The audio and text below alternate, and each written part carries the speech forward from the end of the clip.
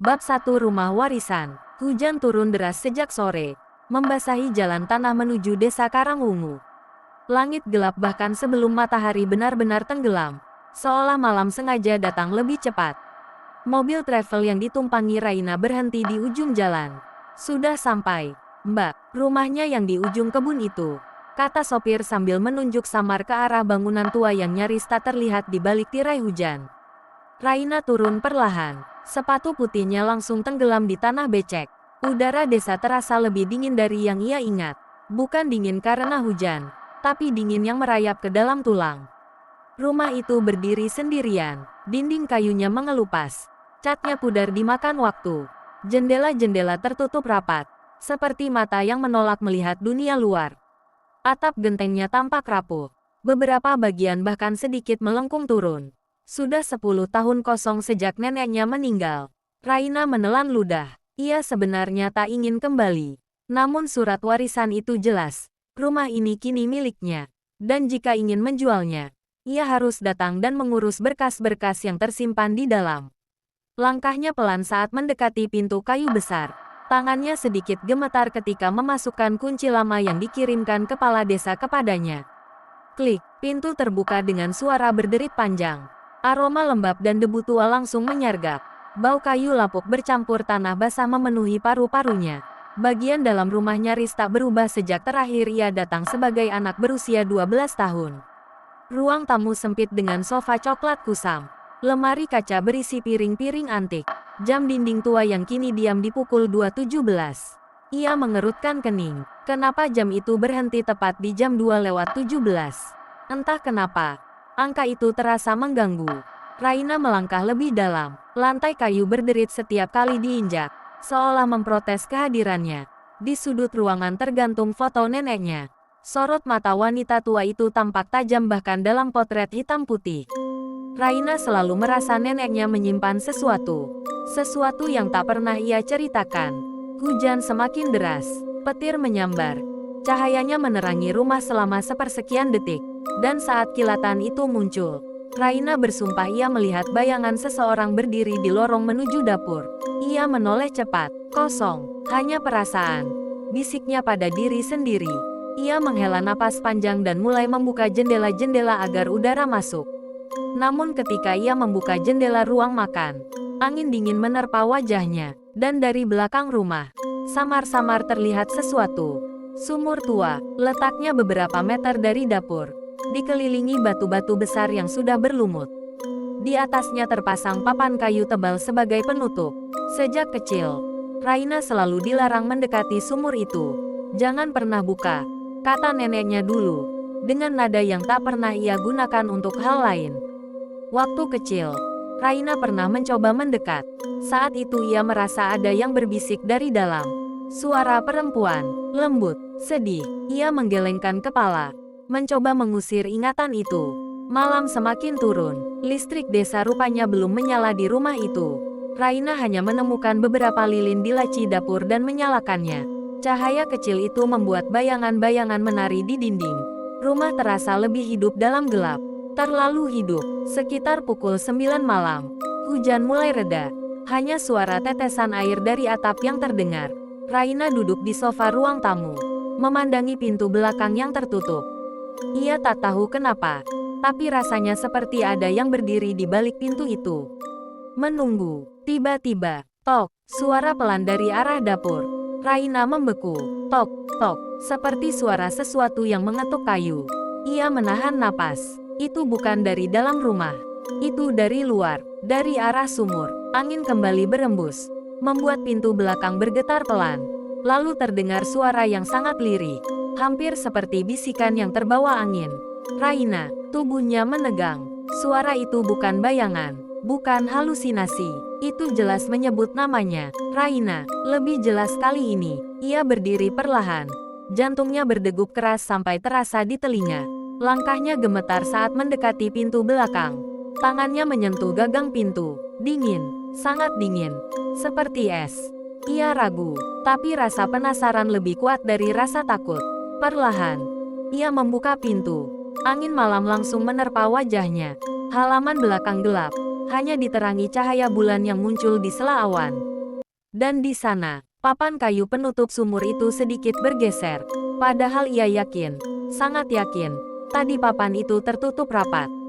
Raina menatapnya tanpa berkedip, lalu terdengar suara sekali lagi. Kali ini bukan sekadar bisikan, melainkan permohonan yang penuh kesedihan. Tolong aku. Napas Raina tercekat, dan dari celah papan kayu yang terbuka itu, sesuatu bergerak. Bab 2 papan yang terbuka. Raina tidak ingat berapa lama ia berdiri membeku di ambang pintu. Angin malam berhembus pelan, membawa aroma tanah basah dan sesuatu yang lebih tajam, amis. Bau itu membuat perutnya terasa mual.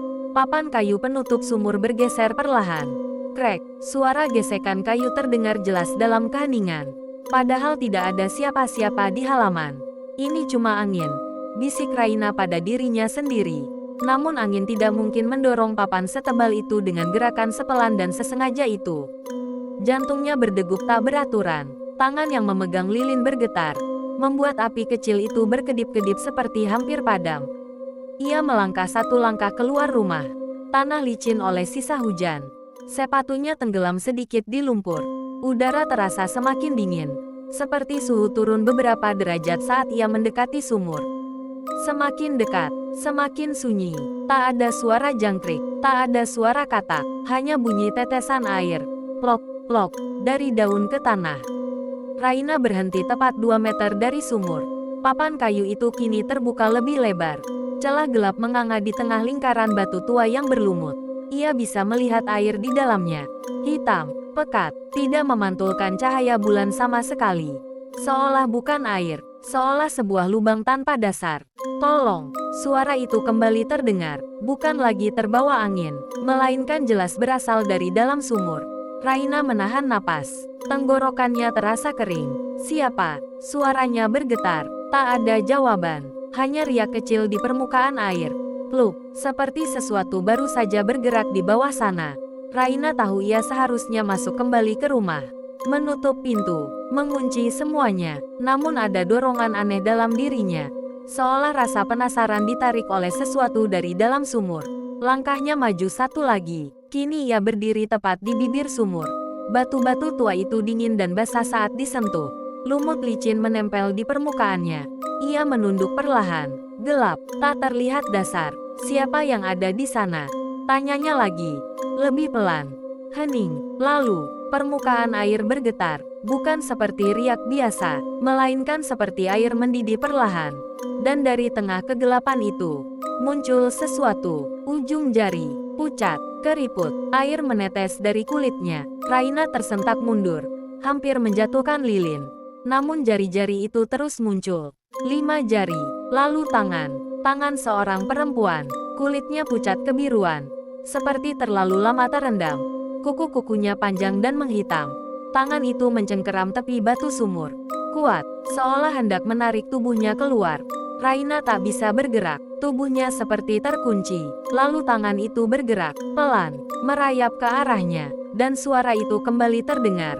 Kini lebih jelas, lebih dekat. Raina, suara itu terdengar tepat di belakang telinganya. Padahal tangan itu masih di depan. Raina menjerit dan terhuyung mundur. Kakinya terpeleset tanah basah. Lilin terjatuh dan padam. Gelap, total. Dalam kegelapan itu, ia mendengar suara air berguncang hebat. Seperti sesuatu besar bergerak di dalam sumur. Lalu, tiba-tiba hening. Tak ada suara lagi. Raina terengah-engah di tanah. Tubuhnya gemetar hebat. Hujan mulai turun lagi, membasahi wajah dan pakaiannya. Dengan sisa keberanian, ia merangkak menjauh dari sumur dan berdiri. Saat kilat petir menyambar, cahaya putih menyinari halaman selama sepersekian detik. Dan di cahaya itu, sumur tampak kembali tertutup rapat. Papan kayunya berada di posisi semula. Seolah tak pernah terbuka, seolah tak pernah ada tangan yang muncul. Raina terdiam, air hujan mengalir di wajahnya, bercampur dengan air mata yang tak ia sadari telah jatuh. Dengan tubuh lemas, ia berlari masuk ke dalam rumah dan membanting pintu belakang. Kunci diputar 2 kali. Ia bersandar pada pintu, mencoba menenangkan napasnya. Itu tidak nyata, itu tidak nyata. Namun ketika ia menunduk, ada bekas lumpur di pergelangan tangannya, seperti bekas genggaman tangan basah. Dan di lantai dapur, jejak kaki kecil, basah, mengarah dari pintu belakang, menuju lorong kamar. Bab 3 Wajah di air. Raina berdiri terpaku menatap jejak kaki basah di lantai dapur. Jejak itu kecil, lebih kecil dari ukuran kakinya. Air yang menetes darinya berwarna sedikit keruh, meninggalkan noda samar di kayu tua. 1 langkah, 2 langkah, 3 langkah. Jejak itu mengarah lurus ke lorong kamar. Udara di dalam rumah terasa jauh lebih dingin daripada di luar. Padahal pintu dan jendela sudah tertutup rapat. Raina menelan ludah. Tidak ada siapa-siapa. Tidak mungkin ada siapa-siapa. Bisiknya berulang kali. Seperti mantra penenang. Namun jejak itu jelas ada. Ia mengambil lilin baru dan menyalakannya. Cahaya kecil itu memperlihatkan bayangan panjang yang bergerak di dinding lorong. Langkahnya pelan. Hampir tanpa suara. Mengikuti jejak basah itu. Lorong terasa lebih panjang dari biasanya. Dinding kayu memantulkan cahaya lilin, menciptakan ilusi bayangan yang bergerak sendiri. Jejak kaki itu berhenti tepat di depan pintu kamar lama neneknya. Pintu itu tertutup, padahal ia yakin tadi tidak menutupnya. Tangan Raina gemetar saat menyentuh gagang pintu. Dingin, sangat dingin. Ia memutar perlahan. Krek, pintu terbuka sedikit demi sedikit. Kamar itu gelap, hanya diterangi cahaya lilin dari tangannya. Kasur tua di sudut ruangan. Lemari kayu besar, meja rias dengan cermin bundar yang sedikit retak di sudutnya. Tak ada siapa-siapa, namun lantai kamar basah. Air menggenang tipis, seperti seseorang baru saja berdiri di tengah ruangan dan meneteskan air dari tubuhnya. Raina mundur selangkah, lalu, drip, satu tetes air jatuh dari atas. Ia mendongak cepat, langit-langit kayu kering, tak ada kebocoran. Drip, tetesan kedua jatuh tepat di lantai depan kakinya. Dan kali ini, ia melihatnya jelas. Air itu jatuh dari udara kosong. Seolah ada sesuatu tak terlihat berdiri di sana. Raina menahan napas. Lilin di tangannya tiba-tiba meredup. Angin dingin berembus di dalam kamar yang tertutup. Dan perlahan, cermin di meja rias berembun. Padahal udara tidak panas. Embun itu membentuk garis-garis tipis. Seperti digambar oleh jari. Raina menoleh pelan ke arah cermin. Awalnya ia hanya melihat bayangan dirinya, wajah pucat dengan mata membesar ketakutan. Namun dalam hitungan detik, bayangan itu berubah. Wajah di cermin bukan lagi wajahnya. Rambut panjang hitam menutupi separuh wajah. Kulit pucat kebiruan, bibir keunguan, mata kosong yang seolah tak memiliki kehidupan. Perempuan itu berdiri tepat di belakangnya. Raina membeku. Ia tidak berani menoleh. Jika ia menoleh dan tidak ada apa-apa, berarti ia mulai kehilangan kewarasan. Jika ia menoleh dan perempuan itu benar-benar ada, napasnya memburu. Perempuan dalam cermin perlahan mengangkat kepala. Rambutnya terbelah, memperlihatkan wajah penuh air yang menetes tanpa henti. Bibirnya bergerak. Kau kembali. Suara itu tidak terdengar di telinga Raina, tapi terdengar langsung di dalam kepalanya. Tiba-tiba, tangan dingin menyentuh bahunya. Raina menjerit dan berbalik cepat. Kosong, tak ada siapapun di belakangnya. Namun saat ia kembali menatap cermin, perempuan itu berdiri sangat dekat di belakang bayangannya. Terlalu dekat, wajah mereka hampir sejajar, dan kali ini senyumnya terlihat jelas. Senyum yang terlalu lebar, terlalu tidak manusiawi. Lilin di tangan Raina padam seketika. Gelap, dalam kegelapan itu, ia mendengar suara napas lain. Tepat di belakang telinganya, basah, dingin, dan berbisik pelan, kau milikku sekarang. Bab 4 Larangan Nenek. Raina terbangun di lantai kamar neneknya. Ia tidak ingat kapan pingsan. Cahaya pagi menembus celah jendela kayu, memperlihatkan debu yang melayang pelan di udara. Suasana tampak normal, terlalu normal. Lantai kamar kering, tak ada genangan air, tak ada jejak kaki. Cermin di meja rias tidak lagi berembun. Raina bangkit perlahan, kepalanya berdenyut hebat. Seolah ia kurang tidur berhari-hari. Apa semuanya cuma mimpi? Namun ketika ia menyentuh bahunya, ia meringis. Ada bekas kemerahan di sana. Seperti bekas jari, 5 jari. Jelas, jantungnya kembali berdetak cepat. Ia harus mencari jawaban. Jika tidak, ia akan benar-benar kehilangan kewarasannya. Raina mulai membuka lemari-lemari lama milik neneknya. Bau kapur barus dan kertas tua menyeruak keluar. Tumpukan kain, kotak kayu, dan buku-buku usang berjatuhan. Di bagian paling bawah lemari, tersembunyi di balik kain putih kekuningan, ia menemukan sebuah buku kecil bersampul coklat tua. Kulitnya retak, halaman-halamannya menguning. Tulisan tangan di halaman pertama membuat napas Raina tercekat. Untuk mengingat dosa yang tak bisa dihapus. Itu tulisan neneknya. Tangannya gemetar saat membalik halaman pertama. Tahun 1998. Desa hampir musnah. Wabah menyerang. Sawah gagal panen. Anak-anak jatuh sakit tanpa sebab. Raina membaca semakin cepat. Warga mulai mencari kambing hitam. Dan mereka menemukannya. Halaman berikutnya, nama itu ditulis besar. Lalu dicoret berkali-kali hingga hampir merobek kertas. Sarinta, tinta hitamnya menembus hingga halaman belakang. Dia yatim, dia berbeda, dan itu cukup bagi mereka. Napas Raina terasa berat. Ia membalik halaman lagi. Ritual dilakukan saat bulan purnama. Mereka bilang, sumur tua itu tempat perjanjian lama. Harus ada yang dikembalikan ke dalamnya. Tangan Raina berhenti. Dikembalikan. Apa maksudnya? Halaman selanjutnya sebagian basah dan tintanya luntur. Tapi beberapa kalimat masih terbaca. Dia menjerit memanggil ibunya. Tak ada yang menolong. Air menelannya. Tiba-tiba, angin kencang menerpa kamar. Padahal semua jendela tertutup. Buku harian itu terbuka sendiri. Halamannya terbalik cepat.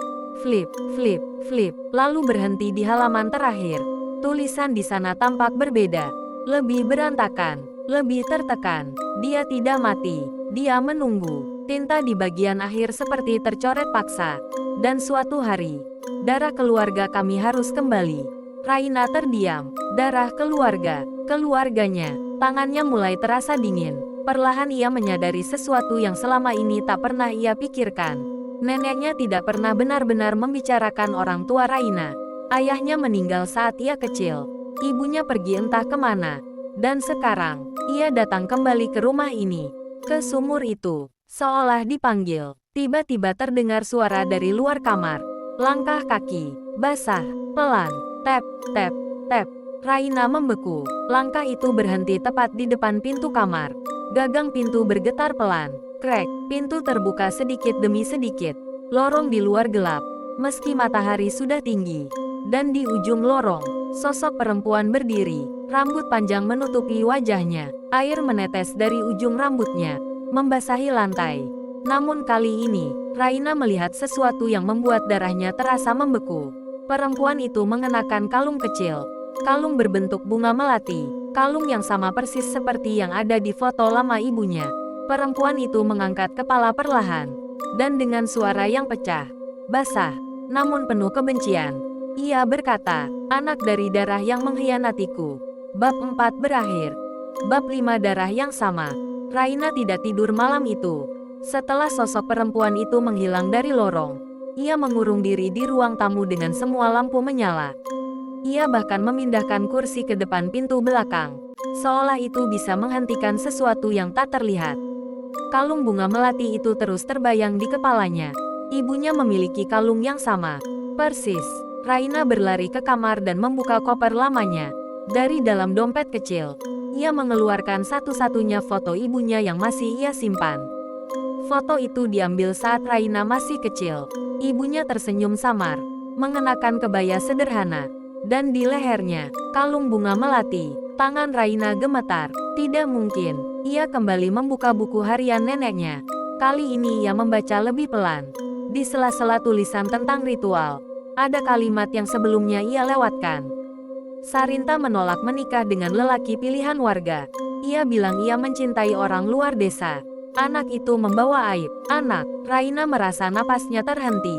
Ia membalik halaman dengan cepat. Di bagian bawah halaman yang hampir sobek, ada tulisan kecil yang hampir tak terbaca. Anaknya diselamatkan, disembunyikan, agar kutukan tak mengikuti. Jantung Raina berdegup keras. Anaknya diselamatkan. Siapa anak itu? Tiba-tiba terdengar suara ketukan di pintu depan.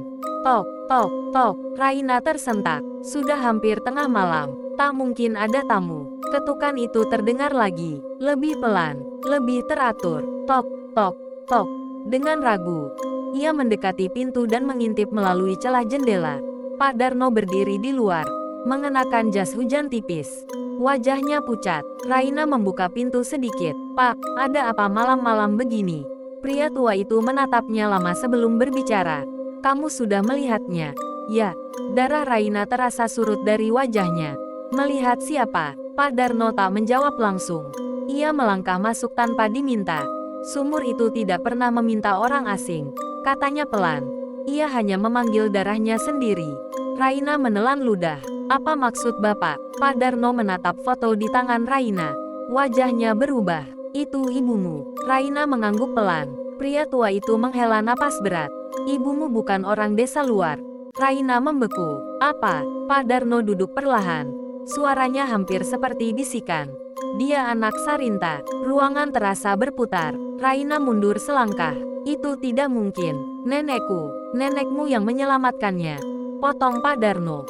"Setelah warga melempar Sarinta ke sumur, ternyata dia sudah melahirkan diam-diam. Bayinya disembunyikan." Air mata mulai menggenang di mata Raina. "Jadi, ibuku." Darah Sarinta. Hening. Hanya suara jam dinding tua yang kembali berdetak, padahal sebelumnya mati. "Tik, tik, tik." Pak Darno melanjutkan dengan suara berat. "Dan kamu, cucunya." Raina merasa seluruh tubuhnya membeku. Tiba-tiba terdengar suara air menetes dari dapur. Plok, plok, plok. Pak Darno menoleh pelan ke arah suara itu. Wajahnya semakin pucat. "Dia tahu sekarang," katanya lirih. Raina menoleh ke lorong dapur. Air mulai mengalir dari bawah pintu belakang. Bukan sedikit, melainkan seperti genangan yang perlahan membanjiri lantai. Dan di tengah genangan itu, bayangan perempuan berdiri. Rambut panjangnya basah. Wajahnya perlahan terangkat. Mata kosong itu menatap lurus ke arah Raina. Namun kali ini, tidak ada kebencian di sana. Hanya kesedihan yang dalam. Dan satu kalimat yang menggema di ruangan. "Kembalikan yang diambil." Bab 6 yang tidak tenggelam. Air yang menggenang di dapur berhenti mengalir seketika. Bayangan perempuan itu memudar perlahan. Seperti kabut yang tersapu angin. Pak Darno berdiri kaku di samping Raina. "Kamu dengar itu?" bisiknya. Raina mengangguk pelan. "Kembalikan yang diambil." Kalimat itu terus terngiang di kepalanya. "Apa yang diambil?" tanya Raina dengan suara pecah. Pak Darno tidak langsung menjawab. Wajahnya tampak seperti menyimpan sesuatu. Akhirnya ia berkata pelan, "Bukan hanya Sarinta yang dikorbankan malam itu." Raina menoleh cepat. "Maksud Bapak?" Pria tua itu menelan ludah. "Warga berpikir kalau satu tumbal cukup. Tapi ritual lama itu tidak pernah meminta manusia." Raina merasa udara di sekelilingnya menipis.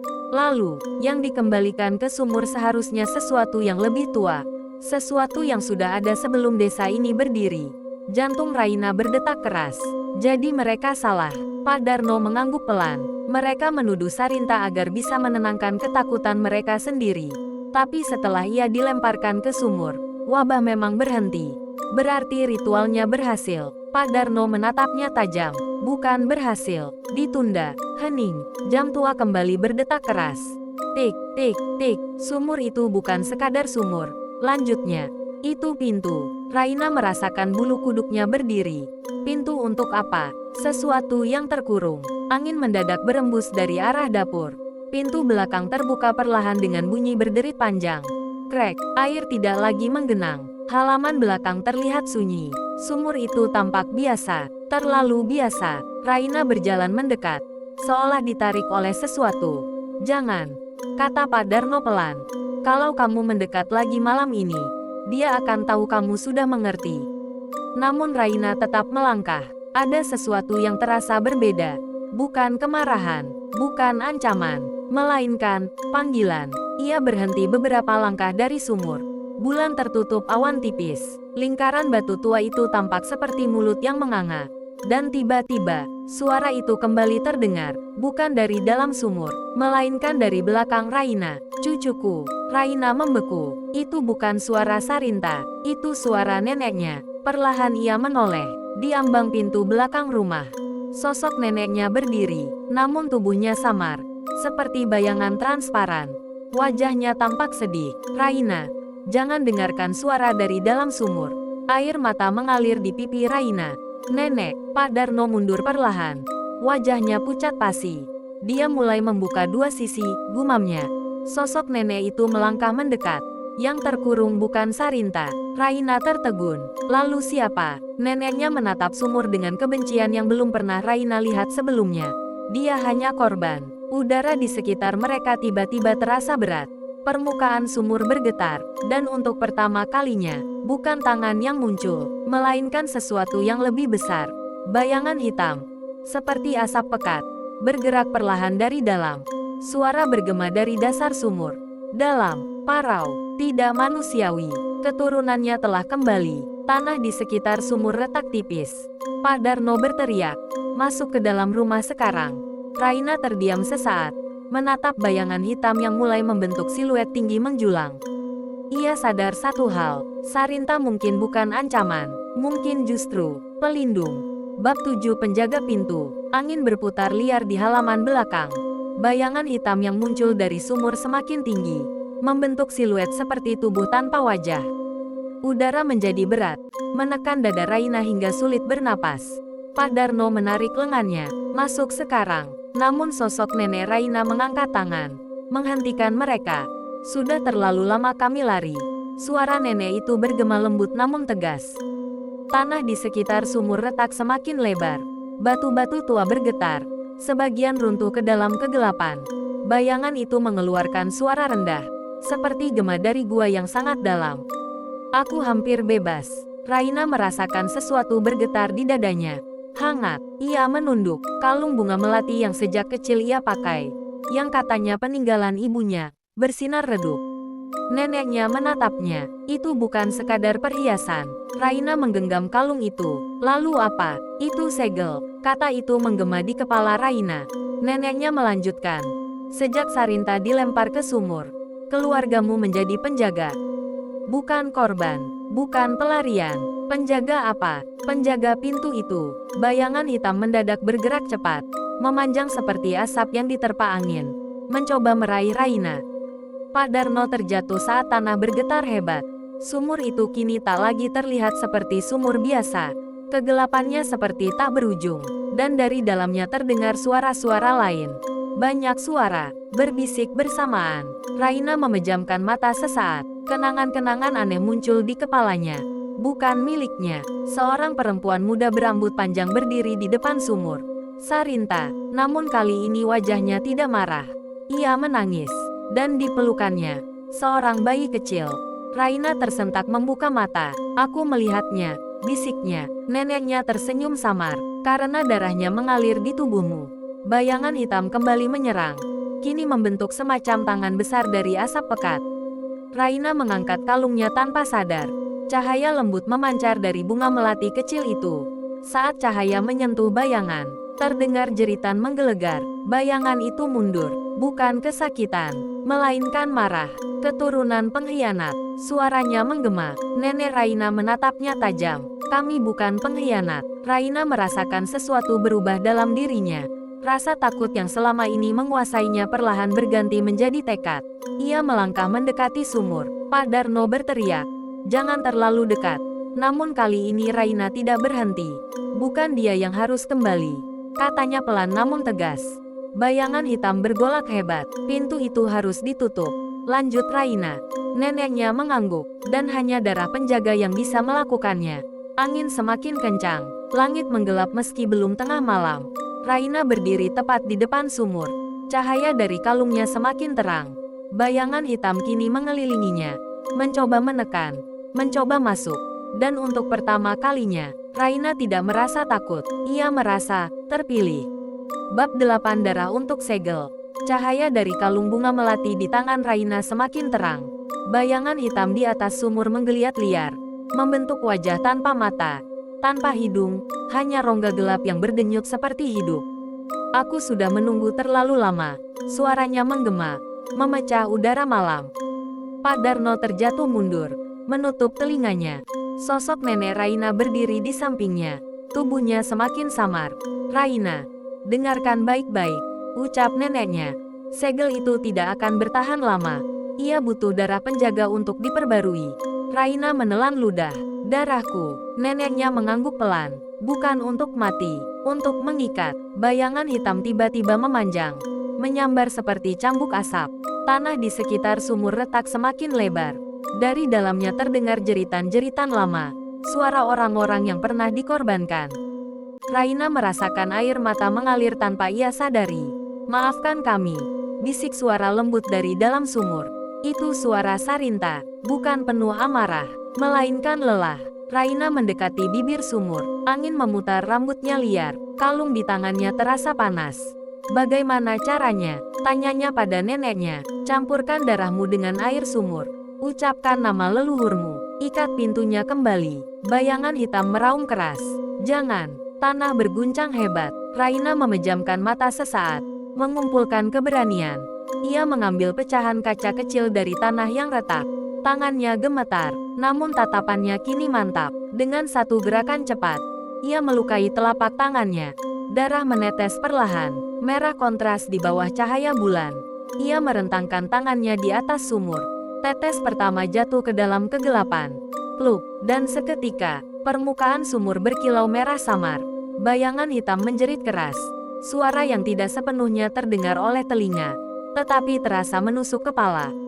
Raina mulai mengucapkan nama-nama yang tiba-tiba muncul di pikirannya. Sarinta, Melati, Sulastri. Nama-nama perempuan dari garis keturunan yang tak pernah ia kenal. Setiap nama yang ia ucapkan membuat cahaya dari kalung semakin kuat. Bayangan hitam mulai terseret kembali ke dalam sumur. Namun sebelum benar-benar tertarik, ia membentuk wajah samar. Dan untuk pertama kalinya, Raina melihat sesuatu yang membuat napasnya tercekat. Wajah itu bukan asing. Ia mirip ayahnya. Raina terdiam. Bayangan itu berbisik pelan. "Aku tidak dikurung sendirian." Sumur berguncang keras. Cahaya dan kegelapan saling berbenturan. Dan dalam sekejap, semua menjadi sunyi. Angin berhenti. Tanah tidak lagi bergetar. Sumur kembali tampak biasa. Kalung di tangan Raina padam perlahan. Ia terjatuh berlutut. Tubuhnya lemas. Pak Darno berlari mendekat. "Sudah selesai?" tanyanya dengan napas terengah. Raina menatap sumur yang kini tertutup rapat oleh papan kayu yang kembali ke tempatnya. Ia ingin percaya semuanya berakhir. Namun di dasar hatinya, ia tahu satu hal. Ayahnya tidak pernah meninggal karena kecelakaan seperti yang ia dengar selama ini. Dan sesuatu di dalam sumur baru saja menyebut namanya. Bab 9 yang tidak pernah pergi. Pagi datang dengan sunyi yang tidak wajar. Tidak ada suara burung. Tidak ada suara angin. Raina terbangun di ruang tamu, bersandar di kursi kayu. Pak Darno tertidur di lantai tak jauh darinya. Semua tampak normal, terlalu normal. Ia berdiri perlahan dan berjalan ke belakang rumah. Sumur itu tertutup rapat. Papan kayu terpasang seperti semula. Tidak ada retakan di tanah. Tidak ada bekas cahaya, seolah malam tadi hanya mimpi. Namun saat Raina mendekat, ia melihat sesuatu. Di sela-sela papan kayu, ada noda merah kering. Bukan banyak, hanya sedikit. Darahnya. Ia menyentuh kalung bunga melati di lehernya. Hangat, masih hidup, sudah selesai. Suara Pak Darno terdengar dari belakangnya. Raina menoleh. "Belum," jawabnya pelan. Ia tidak tahu dari mana keyakinan itu datang. Tapi ia merasakannya, seperti ada yang masih mengawasi. Malam berikutnya, Raina tidak bisa tidur. Setiap kali ia memejamkan mata, ia melihat wajah ayahnya di dalam bayangan hitam itu. Wajah yang sama persis seperti di foto lama keluarga, namun dengan mata kosong. Sekitar pukul 2 dini hari, jam dinding kembali berhenti, tepat di angka pukul 2.17. Angka yang sama seperti malam pertama ia datang. Raina duduk perlahan. Dari arah dapur terdengar suara kursi bergeser. Krek, ia berjalan pelan menyusuri lorong. Lampu ruang makan menyala sendiri. Dan di sana, seseorang duduk membelakanginya di kursi kayu. Rambut pendek, bahu lebar, postur yang sangat ia kenal. "Ayah," bisik Raina. Sosok itu tidak bergerak. Perlahan, Raina mendekat. Setiap langkah terasa berat. Udara di ruangan terasa lebih dingin daripada biasanya. Ia berdiri tepat di belakang kursi. Tangan gemetarnya terulur. "Ayah." Sosok itu perlahan menoleh. Wajahnya memang wajah ayahnya, namun kulitnya pucat seperti lilin. Dan matanya kosong, hitam pekat seperti dasar sumur. "Aku tidak pernah pergi," katanya pelan. Suara itu bukan sepenuhnya suara ayahnya. Ada gema lain di dalamnya. Seperti dua suara berbicara bersamaan. Raina mundur satu langkah. Apa yang terjadi padamu? Sosok itu tersenyum tipis. Ketika segel melemah pertama kali, aku mendengarnya. Raina membeku. Kau mencoba menutupnya. Lanjut sosok itu. Tapi aku tidak cukup kuat. Kenangan lama tiba-tiba muncul di kepala Raina. Malam ketika ayahnya kecelakaan. Ia pergi sendirian ke desa ini. Ia bilang ingin menyelesaikan sesuatu. Dan tak pernah kembali. Kau tidak mati karena kecelakaan, bisik Raina. Sosok itu menggeleng pelan. Aku jatuh. Keheningan menyelimuti ruangan. Ke dalam sumur. Raina merasa dunia runtuh di bawah kakinya. Kau mencoba menutup pintu itu sendirian, katanya lirih. Sosok itu berdiri perlahan. Tubuhnya mulai berubah. Bayangan hitam merambat di kulitnya. Aku masih di sana. Tiba-tiba kursi di belakangnya roboh. Lampu berkedip cepat, dan dalam satu kedipan, sosok itu menghilang. Namun dari arah halaman belakang terdengar suara yang membuat darah Raina membeku. Tok, tok, tok, ketukan dari dalam sumur, pelan, teratur, dan suara ayahnya bergema dari kegelapan. Raina, bukakan pintunya. Bab 10 pintu yang dipilih. Ketukan dari dalam sumur terus terdengar. Tok, tok, tok. Raina berdiri di halaman belakang, menatap papan kayu yang menutupinya. Langit malam terasa terlalu sunyi. Ayah, bisiknya pelan. Dari dalam sumur, suara itu kembali terdengar. Buka. Raina, aku kedinginan. Air mata menggenang di matanya. Suara itu sempurna, sama seperti ayahnya dulu ketika memanggilnya pulang bermain. Namun ia kini tahu, itu bukan sepenuhnya ayahnya. Pak Darno berdiri di ambang pintu belakang. Jangan dengarkan, katanya tegas meski suaranya gemetar. Itu memancingmu. Ketukan semakin cepat. Tok, tok, tok, tok. Raina. Suara itu kini terdengar lebih lemah. Tolong ayah. Hati Raina terasa diremas. Ia melangkah mendekat. Kalung bunga melati di lehernya mulai terasa hangat kembali. Kalau aku tidak membuka, ayah akan tetap di dalam sana. Tanyanya lirih. Pak Darno tidak menjawab, karena mereka berdua tahu jawabannya. Raina berdiri tepat di depan sumur. Tangannya menyentuh papan kayu. Dingin, lembab. Suara dari dalam kini berubah. Bukan lagi lembut, melainkan mendesak. Buka. Tanah di sekitarnya bergetar pelan. Kalungnya bersinar redup. Raina menutup mata. Ia mengingat malam ketika ayahnya pergi. Ia ingat pelukan terakhirnya. Ia ingat janji yang diucapkan ayahnya. Ayah akan selalu menjagamu. Dan saat itu, ia sadar sesuatu. Jika ayahnya benar-benar penjaga seperti dirinya, maka ia tidak akan meminta pintu itu dibuka. Raina membuka mata. Tatapannya kini mantap. Ayah tidak akan memintaku menghancurkan segel. Suara dari dalam berubah menjadi tawa rendah yang menyeramkan. Anak bodoh. Bayangan hitam mulai merembes dari celah papan kayu. Raina segera menarik kalungnya. Dengan tangan yang masih memiliki bekas luka, ia menekankan darah yang tersisa ke permukaan papan kayu. Dengan darah penjaga, ucapnya tegas. Aku memilih menutup pintu ini selamanya. Kalung itu menyala terang. Cahaya menyelimuti sumur. Bayangan hitam menjerit keras. Suaranya bercampur dengan gema suara ayahnya yang terdistorsi. Tanah bergetar kuat. Pohon-pohon di sekitar bergoyang liar. Dan untuk terakhir kalinya, terdengar suara ayahnya. Sangat pelan. Terima kasih, nak. Cahaya meledak terang. Lalu, hening. Angin berhenti. Langit kembali normal. Papan kayu di atas sumur berubah. Bukan lagi kayu lapuk, melainkan seperti batu keras yang menyatu dengan lingkaran sumur. Tertutup rapat, permanen. Raina terjatuh berlutut, menangis tanpa suara. Pak Darno mendekat dan membantunya berdiri. Sudah selesai, katanya pelan. Dan kali ini, Raina tahu itu benar. Beberapa minggu kemudian, ia menjual rumah itu. Namun sebelum pergi untuk terakhir kalinya, ia berdiri sebentar di halaman belakang. Sumur itu kini hanya tampak seperti lingkaran batu tua tanpa celah. Tak ada bisikan, tak ada ketukan, hanya angin sore yang biasa. Raina menyentuh kalung di lehernya. Kini tak lagi bersinar, hanya bunga melati kecil yang sederhana. Ia tersenyum tipis, karena ia tahu, ia tidak lagi hanya cucu Sarinta. Ia adalah penjaga terakhir, dan pintu itu telah ia pilih untuk tetap tertutup. Tamat.